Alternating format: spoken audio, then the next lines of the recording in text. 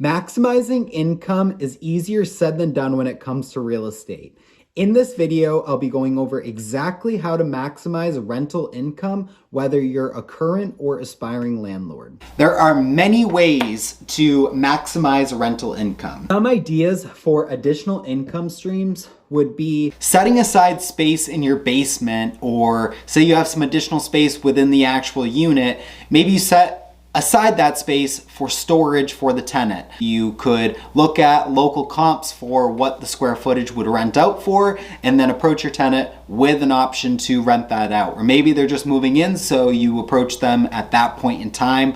It would be easier for them because now they don't have to go down the street to store their stuff, and they can just store it in their basement, and you get the additional income as well. Another option would be putting a dumpster on the property.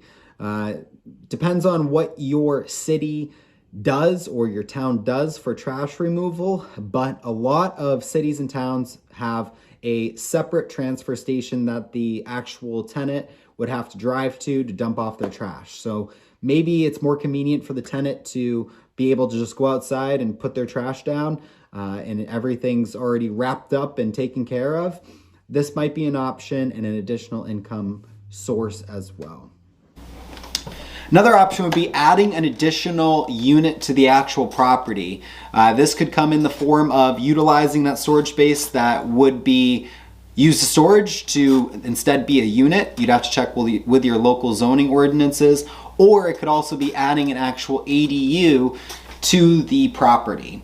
Adding an ADU to the property is a little more extensive. It does require actually building an additional unit and attaching it to your current dwelling. And there's a variety of different zoning ordinances that come along with that. But that would be an additional income stream and might even be able to be rented out for more than what you're renting the other units out for, because it's a single standalone residence. Another way is if you have a building that's in a city that lacks parking and you have that to offer. You would be able to go to surrounding tenants in Landlords and see if they would like to rent your parking space, or you could even offer it as an additional option to your tenants for an additional upcharge if this isn't common in that area. If it is common and you're trying to charge an additional amount for that parking space, that might not go over well and might prevent you from getting tenants. But if parking is a luxury, then maybe go to your tenants and see if this is an option that they'd like to utilize, or they could utilize the off-street or on-street parking as well. Maybe you're interested in renting to a tenant with a pet. So the additional income source for this would be pet fees. You would increase the security deposit as well as charge an additional pet fee above and beyond based on the weight and size of the actual pet. And this would be an additional monthly fee above and beyond. Now, if something was to happen and the pet was to ruin something in the property, that would come out of the security deposit, and that's ideally what that additional amount would be for. If you live in an area where laundry in unit is uncommon, then it might be a great opportunity to put in a coin-op laundry system where the tenant would be able to go downstairs and put in a couple quarters or whatever you charge and get their laundry done right there. Obviously, do your due diligence and figure out what the local amount of cost is for the actual laundry unit. So that way it makes it convenient for the tenant without being a huge price gouge, and you also are able to capture that additional income as well. Now, maybe you own a larger apartment building and you have an immense amount of space, you have a lot of tenants to service, and you'd be able to put in additional amenities. Additional amenities would be a golf simulator or a restaurant or garage parking or gym. These are all different options for additional income.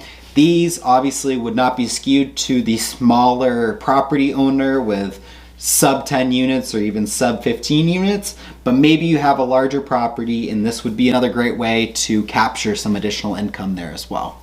Now, this sounds pretty straightforward, but maximizing rent can also come in other forms as well. such as keeping your property up to date, stabilizing tenant turnover, or controlling your actual vacancy. These are a few ways you can also maximize income and help you cover that bottom line as well.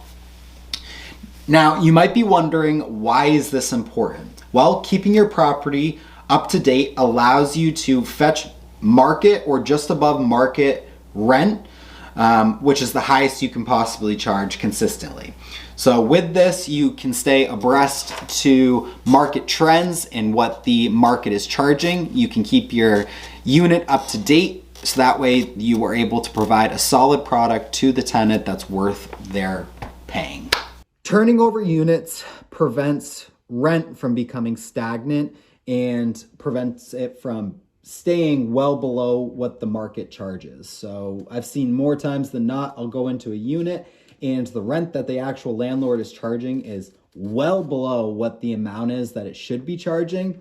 This would be an opportunity that you prevent on your own end by consistently turning over your units. Now, with turnover, there comes an additional expense. So another way that you could go about this would be just simply increasing your rent every single year by 2 to 3% to cover inflation, so that way you can keep up with the market trends and prevent having to do this one large increase of rent. Now, with that, while you're doing that 2 to 3%, you want to make sure that you're keeping up with your property, keeping it up to date so it's still worth what you're charging for the actual rent. Controlling your vacancy is also a huge key that you would be able to control. If you can control your vacancy, you're automatically increasing your income, versus if you don't control it and you have a vacant unit. This is a direct way to increase your income. If you have vacancies, fill them and you'll notice that your income will obviously increase. So that is another great way that you would be able to maximize income, is by controlling how vacant your units are, keeping those vacancies at 100%. And when you notice that a tenant's lease is about to expire, reach out to them 30 or 60 days prior to whatever your lease agreement outlines to chat with them about what they're thinking of doing. If they're thinking about re-signing and you like them, that's great. Go ahead and re-sign, so that way there's no lapse in or no cause of vacancy, and you'd be able to continue another term with that tenant. Now, if the tenant's planning on moving out, that's great. Now you have to look at your lease agreement, but maybe you're able to go ahead and start conducting showings and bringing in qualifying tenants, so that way you can minimize the amount of vacancy that you have and turnover period. Additionally, screening tenants is another great way to maximize your income. Now, this is going directly to the source. The income that the property produces is from the tenants. So by making sure that you have a good qualified tenant that's going to pay rent on time and consistently, you're directly able to control the amount of income that the property produces. If you have a highly qualified tenant that you know is going to consistently pay income, then you don't have to worry about there being a month where the tenant can't come up with the money, because you know that they're already qualified to do so. Real estate is a business, so maximizing income while minimizing expenses are how you drive up profit margins. So we've talked about maximizing income. So now let's cover minimizing expenses. Once again, maximizing income, minimizing expenses, maximizes profit margins. Minimizing expenses is challenging, rather, as they're all generally pretty fixed. For heat, water, sewer, taxes, principal, interest, insurance, and upkeep on the actual property are all expenses that require paying. We can't eliminate these expenses, but we can certainly do our best to minimize them. Heating cost is usually electric, oil, propane, or natural gas. So minimizing them would be a matter of reaching out to the appropriate vendor and inquiring about discounts or shopping other vendors to make sure that you get the best rate for this heating or utility. Water and sewer are, if they're provided by the town, it's generally a monopoly. You can't shop different vendors. But what you could do is you could look into low flow toilets, shower heads, faucets, these things that minimize the amount of water that come out without decreasing the tenant's experience. So that way you can lower those water costs as much as possible. Sewer is a little bit difficult. You can't tell someone they can't use a sewer, so water is really the big one here. Electric costs are similar in this manner. Generally, it's a monopoly and it's one provider that you have to utilize to get the appropriate electricity for your actual building. But what you would be able to do is see if there's different suppliers available for that electricity. If there's different suppliers, you could compare rates and see what would be the best option for you and choose the most economical option that would be available. Another way you could go about minimizing this cost would be by purchasing energy efficient upgrades such as LED lighting or programmable thermostats. Things such as this that you'd be able to decrease that actual electricity cost and decrease the amount of utility expense that you have. Now, with utilizing energy efficient products or doing these energy efficient upgrades, maybe you should look into your state to see if they offer any grants. Sometimes states, if they're trying to become more green, will offer a variety of different grants to you as the homeowner in the effort of going ahead and updating your systems to be more energy efficient. So look in to see if there's any grants available by your state, to see if maybe you'd be able to do this for next to nothing because the state covers you upgrading these systems to be more green and energy efficient by ultimately decreasing your energy and utility costs.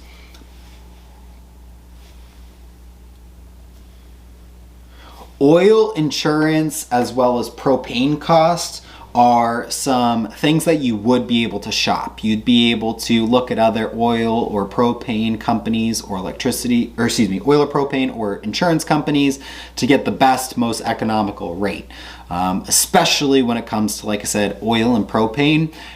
I don't know about your area, but in my area, there's a variety of different options that we'd be able to utilize, and we can shop the best rates. That way, we can decrease that cost as much as humanly possible.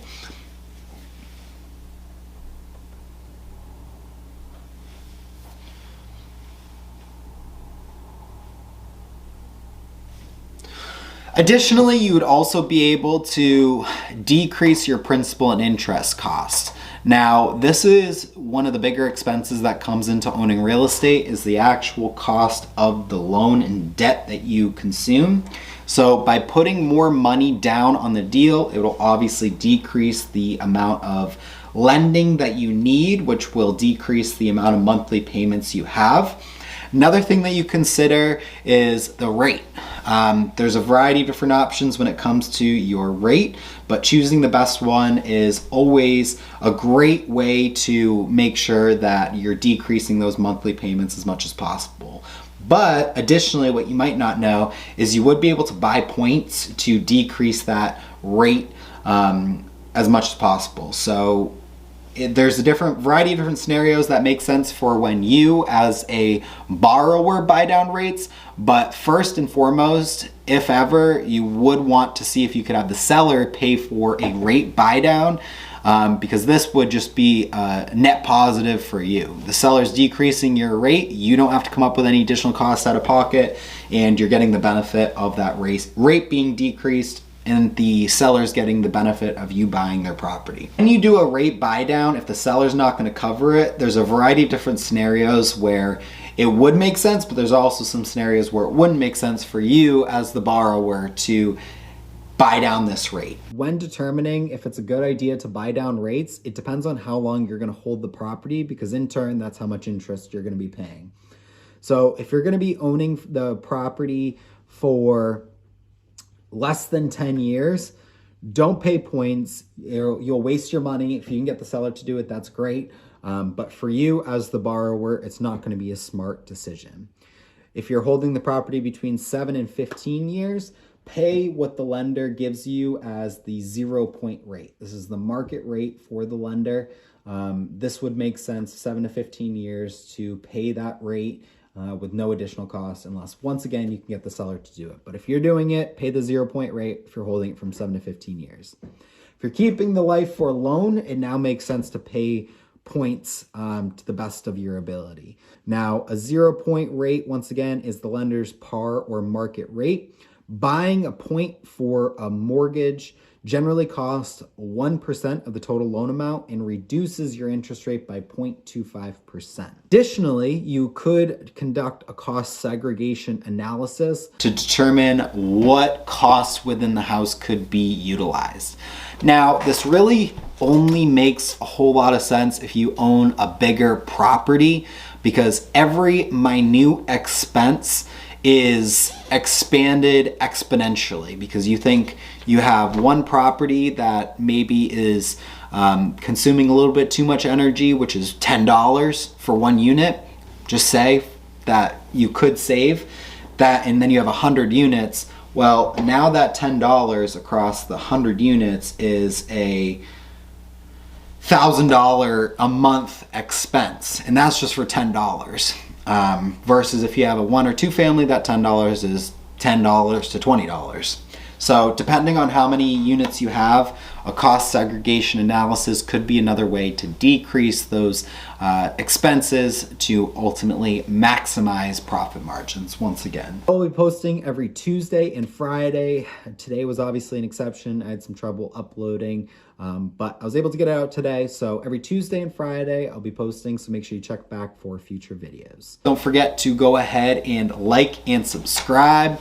I'm looking to get to 100,000 subscribers by 12/31 of 2024. So make sure you like, subscribe, share with your friends and family, and check back for future videos. By turning on that little notification bell, you'll get a notification every time I post. Thank you so much for watching, and go be great.